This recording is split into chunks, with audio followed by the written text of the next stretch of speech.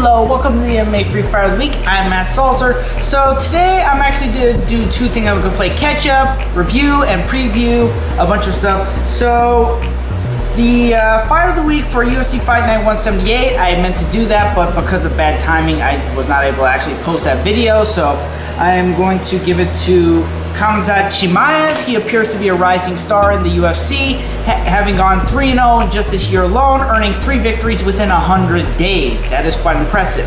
So that's what he's getting. And then for this last weekend, we had UFC 253.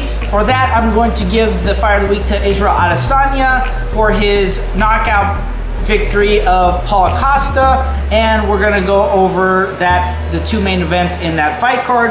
So in the main event, like I said, we had Israel Adesanya going up against Paulo Costa. These two are both undefeated, both looking to cement a legacy. But here was the thing. Israel Adesanya went in with a strategy in mind, and he specifically went in there and kicked out Paulo Costa's legs out from under him, essentially, and then without that he lost maneuverability and was able to get a knockout on him. I believe it was in the second round, but it was clearly an impressive victory against a guy who was looking totally unstoppable in the division. And Adesanya said it himself, he's looking to cement a legacy. He's undefeated, but he's still got a long way to go in terms of Anderson Silva's record. However, there's the fact that he's already been clearing out the weight class as it is, including defeating the former champion himself. So it'll be interesting to see how things go from this point on. There are several opponents that he could possibly face that are getting up there, so we'll just have to see.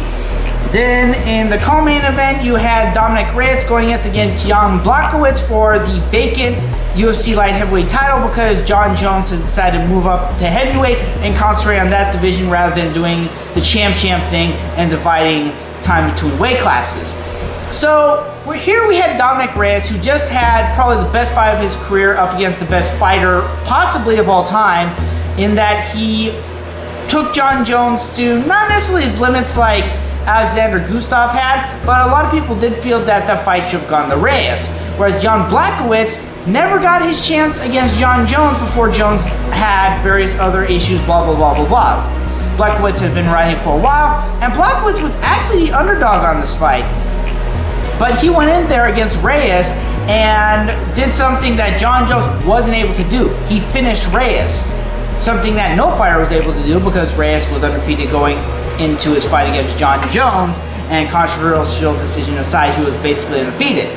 So this is quite an impressive feat, and like I said, it was an upset because Reyes was the favorite. So it'll be interesting to see going forward from here, because they've had some fights going on, but we'll just have to see how things go from there. So that was UFC 253. There were some more highlights as well. The flyweight fight before that earned a fight of the night, so congrats to those guys.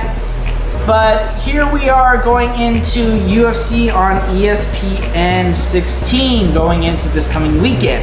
And with this one, it is a event between a former champion and an upcoming title contender. We have Holm fighting Irene Aldana. Now this is an interesting fight because Holm is seeing if she can maybe get another crack at Amanda Nunes, though her first fight didn't go so well. And then we have Irene Aldana, who's been tippy-toeing around title contention for a while, but has never actually gotten there. Now obviously we know Holm. She's this impressive kickboxer who's gone in and was able to knock out Ronda Rousey and was able to pull off some other things, including challenging for the featherweight title, which ultimately did not pan out for her.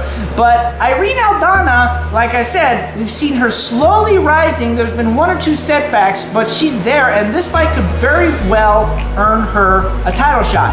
And the best way to describe this woman is, to me, whenever I see her, I think of a warrior queen. I honestly think of a warrior queen when it comes to Irene Aldana, because she's this beautiful yet dangerous looking woman who's just like, oh my gosh, I would not want to meet her on the street in a bad situation.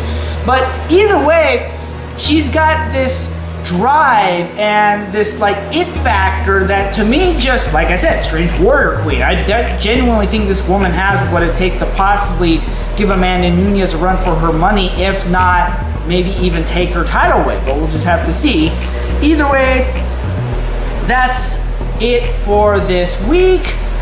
and I will be working on some other stuff over the month. Thank you very much for watching. Be sure to like, subscribe, comment down below what you think is going to happen this coming weekend, what you thought about the fights last weekend.